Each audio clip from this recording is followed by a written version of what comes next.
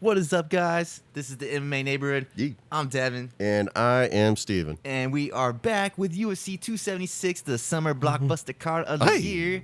Adesanya versus Cannonier, baby. Yes. Ooh. And we also had Max Holloway and Volkanovski trilogy. Yeah. And many more to go over.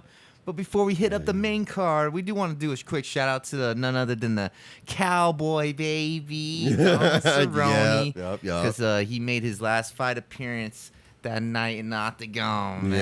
Yeah, it was, he ended up getting guillotined second round. You know, he didn't look horrible, but it just didn't pan out for him. He didn't look too bad against Jim Miller in the rematch. Jim Miller finally he came back with a guillotine, got that submission win. I think they're fighting for the most wins in the UFC. Yes, yeah.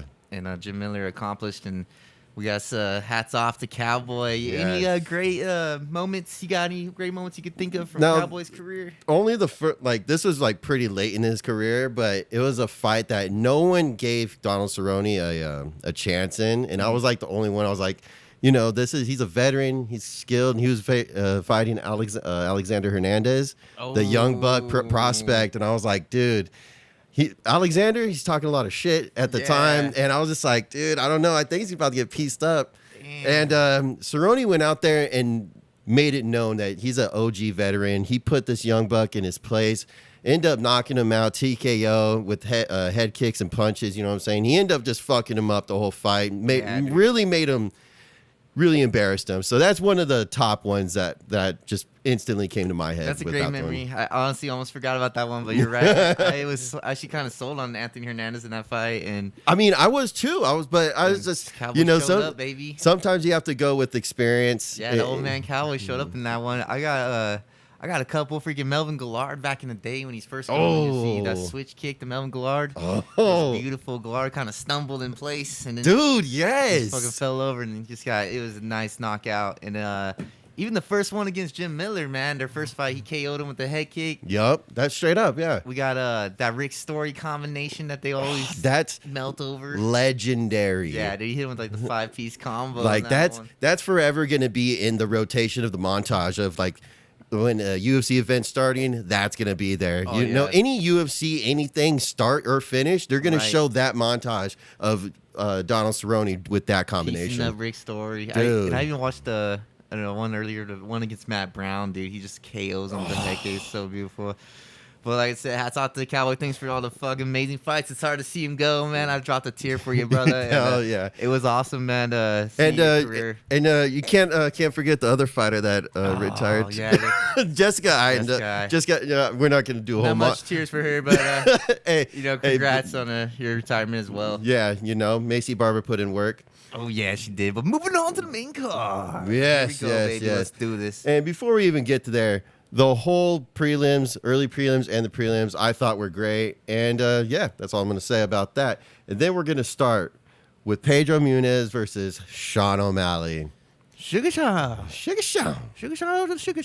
Okay, now not much of a sugar show, really. Okay, so this one was kind of a stinker. Let's get straight to it. It really wasn't that exciting. It was kind of a snooze fest. Not much was going on in the first round. Just a little pity-patty back and forth. Yeah. Munhoz was landing some leg kicks. Sugar Sean claimed he was checking those leg kicks. What do you think, Steve? I mean, honestly, I haven't rewatched it, but all I could say is it didn't look like Pedro was really damaging Sean O'Malley that much. I'll say that much, but I'll also say this. Sean also wasn't, piecing him up as much as I would like to have seen.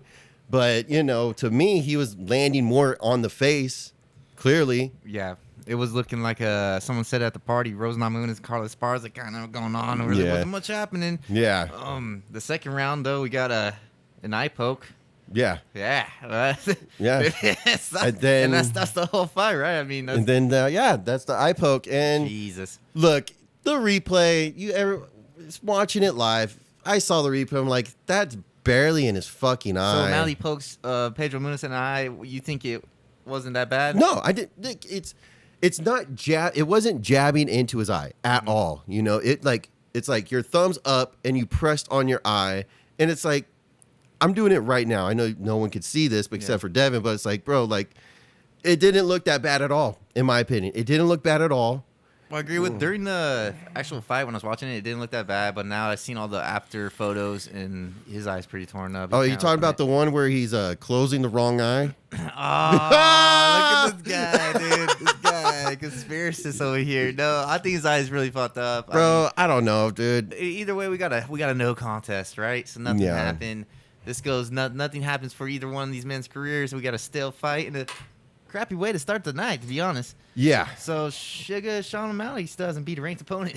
I mean, and you know the thing that was interesting to me that come to find out is that Pedro Munez was telling the ref it's a DQ. It's a DQ. Oh, it's yeah, a win. Trying to get out. Yeah, he's trying to get the win for him. You know, it's just like. Yeah, I don't know. There's some little aspects about the whole situation that was kind of like I don't know. Yeah, Pedro, I don't know, bro. I didn't appreciate either side of that, but let's move on, man. We actually had a barn burner right after that one, baby. Robbie Lawler versus Brian Barberena. Thank God these guys showed up to fight. Because I don't know about the last ones, but damn, Robbie Lawler fight. I mean, he looked great, and Brian Barberena did too. These guys showed up to fight, and they came forward at each other, and they were blasting and rocking and socking. All first round was pretty damn close, man. You know, and I honestly thought Robbie Lawler was having the edge in the exchanges. You know, for the most part, until the last couple minutes of the first round, and then obviously the beginning of the second round when the fight ended. Yeah, it was the classic story of volume versus power. Robbie, obviously, when he hit, it hurt, you know, but Brian had the volume. He's throwing a million punch combos at this guy, and it was hard to keep count how he was going at him. Also, the elbows on the breaks were just really adding up, and second round, Brian Barberena was able to put a flurry that Lawler couldn't handle, and the ref had to step in and stop the fight. Yeah. It was a great performance, honestly, for both guys. I don't think Lawler loses much stock in that one. No. And I really appreciate these guys showing up, man, because this was fight night. I think I called it on the last on the last podcast. Yeah, this would be fight night. And you know, honestly, where Robbie Lawler's career is, he's just out there just to bang. You know what I'm saying? And he's still in it. Just let me bang, bro. Just let me bang, bro. He is, man. Just let me bang, bro. I'm gonna cry, bro. It's funny. I seen an interview. He's just like, he's like, I'd rather fight early so I can just go home right after. He's like, he just wants to show up, fight. That's right. Home. That's He's right. Like, fucking watching him. He just wants to do his job. He just wanted to dip. He's an OG. Both of them are, man. And Brian Barberena, man, that's two amazing performances back to back against the legends, Matt Brown and Lawler. He's got some good wins over. So it's good to see that guy. I wonder where he's gonna go. I'll probably give him some good, maybe a ranked opponent next. Let's see. Is he even ranked? No, I don't believe so. No. Let's see. Barberena. I mean, get him in there. Him versus Michael Pereira would be pretty sick. Or Li Jingliang. I was thinking Li Jingliang too. Yeah. I like both fights, man. That's a great. I like both of those. Sean Shelby, make it happen. Yeah. Who we got next? That was. Oh, you know, the one thing that I wanted to happen the whole night. It's Sean Strickland versus Alex Pereira. Oh, come on, baby. Damn. Come on. We got the fireworks next. This was the 4th of July card, and this was the 4th of July fight right here. Yeah, baby. it's the fireworks happen. A little poodle called Sean Strickland versus the fucking man, the wolf, the Iron Fist, Alex Pereira. You know what I'm saying? What the fuck's up? Dude. He fucking shut him up once and for all. Finally, this boy Alex Pereira got hands, baby. Woo. He's known for his left hook money, and he showed up with the left hook money, baby. Well, and he took fucking Strickland's head off and threw it in the front row. Can we just acknowledge Sean Strickland was just had his hands together and just walking forward towards him the whole time. I was totally expecting him to wrestle. I was about to say, I thought you were going to wrestle. I thought you were going to wrestle, Sean. Damn. Dude, he just stood there. He definitely should have. He didn't do anything. He was just a deer in the headlights, baby. Dude, throwing his little jab, and Alex Pereira was throwing the jab back, kind of set him up, get him comfortable with the jab throwing, and boom, F hook, dude. Over, dude. Did you see the video of Alex with Glover explaining how he set that whole sequence up? Yeah, it was pretty interesting. Yeah. So I did notice he's catching a jab out. I might be wrong, but the jab looked like he's biting on the jab, and once he got him biting on that, he threw the left hook, and it caught him good because the left hook came around, Yeah, dude, it was a solid. But it was a beautiful performance from Alex Pereira, and that sets him up against the winner of the main event, which we'll talk about later. Yeah, that gives him the golden ticket to the title shot, baby, of the middleweight division. Yeah, he's coming in in the UFC, pretty fresh as an MMA fighter, and he's got 3 wins now in the UFC. First, 2 knockouts and 1 decision win, and he's looking fucking fantastic. I'm stoked to see this guy's next fight, baby. I like to see the evolving with him. You know what I'm saying? Evolution. The evolution. Now, do you think he's being pushed a little too fast? You know, he's getting like that Darren Till treatment a little bit too quick to the top. Now, see, the difference between him, Alex, and Darren Till is Alex has been in the fight game for a long time. Darren Till, he was, you know, it's different things, you know, because Alex Pereira was champions in other organizations and different, you know, disciplines and all that stuff, you know. So to me, it's completely different. Right, he is the Glory middleweight and light heavyweight champion, so he does have the belts and other, you know. So organizations. To me, it's different, completely different. Yeah, man, I'm stoked. I hope it's not too. I think it's perfect timing.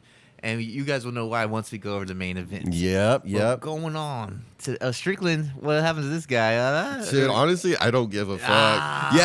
You haven't heard a peep from him since the knockout. So people said he fell for bait. He got baited and switched on that one. Dude, that's fine with me. Yeah. I would be fine with never hearing about that guy again. Well, he had his chance, but moving on to the co-main event of the evening. This was the trilogy we've all been waiting for. Alexander the Great Volkanovski was taking on Max Blessed Holloway, and for the featherweight title, and it was awesome, man, to see these guys finally, you know, close the book on this one, right? I mean, we finally needed the closure. Max Holloway looked like he won the last fight, even though he lost it by split, and we just wanted to know who the true featherweight champion was. And, we got the closure we needed. Yes, maybe not what we wanted. Yes. But how did it happen, Steven? How did it all go down? There's a 5-round domination. Damn. That's all it was. It was a 5-round domination. Max Holloway really had nothing, didn't bring anything. He talked a big game. I was pumped for it. He was gonna bring the heat. He's gonna be the volcano. Dude, I'm like, fuck, bro. He's the lava, baby. Bro, we get to see prime time, bro. This could be it. I was like, dude. What a salesman. Bro, yeah. What a salesman. And then it was just like, just gonna stand there, get hit. Yeah, the weigh-ins, the press conference was freaking amazing, man. He was pumping it up, dude. He was making Volk get all frustrated. He was getting his head a little. He's calling him a big ass head. He's like, how can you not get in that guy's head? Look how big it is. It was amazing, dude. He was selling it great, and I was sold. And yeah, I don't know if he didn't just show up or Volk just is that good, man. Like, his Volk was just outboxing him. He looked so fast. He was piecing him up. He split Holloway's eyebrow in half. He was giving a predator face on his head, dude. Yeah. He split the eyebrow so nasty. I thought they might even stop that one. No, I didn't. It was gross. I mean, it was bad, but I didn't ever think they were gonna stop it. The but whole brow was fucking split, man. You know, it was a 5-round domination. Yeah. Volkanovski won every round. There's no contesting this. And that's it. I feel like Holloway abandoned the kick game. He didn't really kick much, and he was just slow in there, and he got caught in the fire and just kind of froze up a little bit. I agree with that. You know, but I don't want to make. I'm not trying to sound like I'm making excuses by saying, yeah, he just kind of froze under pressure, this, that. But it's it is what it is. Volk's you know, a better fighter, man. This guy's awesome. Yeah, he hasn't lost a fight in featherweight. He's like on 20-something fight win streak. Now that brings me to the thing that I have to do. I have to admit, Volkanovski, he's great. He's great. He is the great. I'd never go for this guy. I haven't been a fan of him. And Max, he's still blessed, baby. He's still blessed. But I have to bite my tongue and be a man and be like, you know what? Hey, I've been wrong about Alexander Volkanovski. Yeah, and I have been. Shit. He's fucking great. Will I start going for him? Yeah, sure, here and there. But I have to give him all the credit for putting on a performance like that and a dominating one at that. Yeah. There's one thing after the fact that he said at the press conference afterwards. He was like, you guys, then he came out with the reason why he looked so different in the second fight. Did you hear about this? Nah. He said that USADA woke him up during his sleep cycle, went mid-sleep to woke him up to do a drug test. Damn. And so he's saying he was just tired. That's a dumb excuse, but either way. Exactly. And so I'm just like, either way, he showed up. Just take the fucking, don't try to Right. wash all this greatness down with some bullshit excuse. I was tired. That's why. Let's just stop it. Yeah, it wasn't needed. Exactly. It wasn't needed. His performance spoke for itself, and it was awesome, man. The guy is a stud. He's a beast. Yes. At 145, and to me, he's already dominated 145, and I just don't see much left for him there. What do you feel like? Do you think he should go up the lightweight? He did call out Charles Oliveira for that lightweight title, baby. No. He's going for the double champ title. Do you think it's time for him or no? It's very cocky to think that Charles Oliveira is going to get past Islam, because that's still got to happen first. You know what I'm saying? Because isn't that booked like for sure? No, it's not booked yet. No? Nope. Damn, dude. I mean, that'd be fucked Charles up. wants McGregor, baby. He wants that McGregor money. See, he wants red penny nights. That's what he really wants, baby. He might not get it though. It might not be his time. He keeps on fucking switching what he wants. He's like, first he'll be like, I want Islam. And then he's like, nah, I want McGregor. I want that payday. Everybody wants And that penny night, baby. And then now, Alexander Volkanovski's names get thrown in the hat now. Yeah, and I like that name. To be honest, if Red Penny Night's not available yet, I like the greats. I like Alexander. Give him the shot. He did way more than Islam, dog. He's been around. He's been winning the title shots. He's been winning the title fights, and he's been doing great work. Give him the fight. He deserves it more than anybody. Alexander, great. If he wants that, give it to man. Give it to the man, baby. He's the pound for pound. I will 100%. I'll agree with you on that. Way more stud of a fight than Islam. For sure. Now, mind you, don't. I'm not a hypocrite here. I would love to see the grappling match between Charles and Islam, but I also think maybe Islam should fight Beneil Dariush first and see what happens, because that dude's a stud on the ground too. So I mean, we got great matchups. I think give it to the great. If not, great should hold off and wait, because I think he should abandon the featherweight division, go up a weight to lightweight, and see where he's at there. Now, and for Holloway, what does he do next? I think he does the same thing. Really go up? What's he going to do? He's fought everybody at 45. He's fought everybody. Yeah, no, I think the same thing. I think they're both planning on going up too. I just don't know how well Holloway's going to do up there. Well, Max Holloway, when he fought Dustin Poirier, what was it, last year? Yeah. He rushed it. He didn't bulk up. You know, he didn't do it properly. You know, if he was to move up to 55 permanently, he'd do it properly. Put some muscle mass on you. You know what I'm saying? You're right. You know, do it properly. Adjust your whole body and your whole mentality for 155. So if you think if he takes the time to like John Jones kind of is taking John time Jones, off to bulk up to GSP. Yeah. So you think if he does it right like that, he should be okay at lightweight? Yeah. I mean, look, if Dustin Poirier can last and be in the top 10, top 5, I don't see no reason why Max Holloway couldn't do the same. Yeah, I wouldn't mind seeing him go against like Justin Gaethje, baby. Dude, I'd be Oh, down. and let's not forget, he does have a win over the current lightweight champion. Yup. So yeah, you can't count Holloway out yet, baby. He's still blessed and he's still in the mix. Straight up. And now it's time. Come on. For the main event of the evening. Israel Adesanya taking on the killer gorilla Jared Cannonier, baby, for that middleweight title. Yes. This one wasn't all as I wanted it to be, but it was a great performance for Israel. He did his thing, and he took the win home, baby. What do you think about it, Steve? But it wasn't what it's supposed to be, because someone who was talking all this shit, Israel, saying, I'm going to finish this, I'm going to make it look easy, this, that. Yeah. You know, everyone's probably expecting a finish. We didn't get a finish. Yeah, it slowed it down. It started a little slow that night, and it ended a little slow, which was a little bit disappointing. But, you know, Israel did still do his job. He went in there, and he beat Jared Cannonier, even though it wasn't the most exciting. He didn't have any really highlight moments. Yeah. He was able to use his range and distance well, kick him and jab him as well, and Cannonier never really came close to hurting him or anything like that. I will disagree with that aspect, that Cannonier didn't ever like get close to him or hurt him, because during I think it was the 3rd round, he started doing what I've been saying for a few fights now, the way to beat Israel. Oh yeah, the clinch. He started dirty boxing, getting Israel against the cage, holding him, boxing him up. He was doing that from the 3rd round, 4th round, I think. He did it a few times within the last 3 rounds.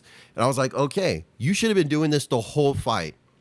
I guarantee you, if he was doing that more and have that more as the main focal point of his strategy, I think it could have been way different because I'm pretty sure Jared Cannonier on the judges' scorecards won the third round. So as far as I'm concerned, that idea or that mentality, that strategy that I'm saying would beat him, I think it has very big possibilities of actually beating Israel Adesanya. But I just think he did it too late. He waited too long to actually start doing that. But by the time he started doing it, he wasn't doing it enough. And Israel was still piecing him up, keeping him at a distance, leg kicks, and those sweet, nice straight jabs. It's like, what can you do? Right. I mean, he made a great point. There was a path to victory. He showed a little glimpse of it, but just wasn't able to utilize it the whole fight. And exactly. It was too late by the time he got to it. Yeah. But good point, man. I mean, he had some moments, yeah, little bit, but he did seem a little what is it, coy, a little bashful. He wasn't he wasn't releasing the full power. He wasn't the killer gorilla we wanted. He wasn't like dynamite. He wasn't using his dynamite hands and trying to detonate on his full head. Exactly. He was letting fucking Israel play his game, and Israel took advantage of it. He's like, all right, if you're just gonna let me coast this, then I'll coast it. Yeah. You ain't gonna pressure me, like you say, or clinch me. Exactly. We'll have to worry about. So, unfortunately, it wasn't the most great fight, especially for the blockbuster card we all wanted, But if you were disappointed in that, the good news is it's setting up the great matchup next, which is Israel and Alex Pereira going to go up next because he won against Strickland and Israel won against Killer Gorilla. So now we have an amazing matchup in the middleweight division for the title. Yes. And Alex Pereira, as you know, has 2 wins against Izzy in the kickboxing realm. Now can he do the same in the MMA realm? Everybody's wondering. These guys are both crazy. Pereira's got the knockout skills. Israel's got the nice, flow, the bend, the style, all that. So I'm looking forward to that fight. The first thing, when I checked the temperature on the the Reddit and Bleacher Report, everyone is sucking Alex's dick, bro. Oh my god. Dude, he's gonna knock him out. He's gonna knock him out. He's gonna do this, that. He's just that. I'm like, bro. There's some unpleasant stats for you, Izzy fans, that he doesn't have many finishes right now. So everybody wants that knockout, and when you get a little stale like this, people get disappointed. And it happens to great champions. I mean, everybody like Jones, GSP, Anderson have all had some stale moments in their career where they're just kind of decisioning people. Now, could you wouldn't say that about Aldo though, huh? I don't really. Yeah, he's had some stale ones too. Yeah, but so many inconsistency, I wouldn't put. He'd probably at the end of that list. Yeah. At the end of it. Yeah. Yeah, that's what I'm thinking I'd be too. more like a Jones or GSP. They kind of have some stale fights. But look how dominant they're some of the best in the world. And they are the best in the world. I put Aldo in that conversation because he also held it just as long as GSP, Silva, and Jones. So I just wanted to throw him in there too. But he's got to spark it up, dude. And I think this is the fight for him to do so. I think Pereira's gonna bring it to him and make him have to fight a fight, he's gonna make him fucking get aggressive. So I'm looking forward to that, and I'm looking forward to, honestly, if the best thing came out of this card is that matchup's gonna happen, baby. 100%. I'm super excited for it. I mean, don't get me wrong, super excited for it. And I hope we see the great take out Oliveira too, because I'm tired of that guy. Tired of Oliveira. So I'm sorry. I'm going for the great. Of course you are, and I'm going for Charles Oliveira. Oh, yeah. We'll see what happens. We got some other cards coming up this year, and we're just stoked to see it all go down, baby. And before we sign off, make sure next week, July 16th, I believe, my boy T City is going against Yard Rodriguez. Yeah. That's next Saturday, so make sure to watch that. Yeah, that's my boy's gonna put on a clinic. Yeah, if you're speaking featherweight division, that's a stunner one. That should show who's maybe fighting next title too in that. And that's our take of UFC 276. And make sure to like, comment, subscribe on the YouTube. What's that, Devin? MMA Neighborhood. And what's the IG? MMA Neighborhood _Graham. Hell yeah. And make sure to do all that good stuff because we want to hear from you as much. I'm sure you guys love hearing from us because it's not the MMA Neighborhood without you. I am Steven. I'm Devin. And we will see you all on the next card, which I think is Pina, was it? Pina Nunes rematch. Oh, yes, that's it. So that's 277. Yeah, Peace. buddy. Yeah.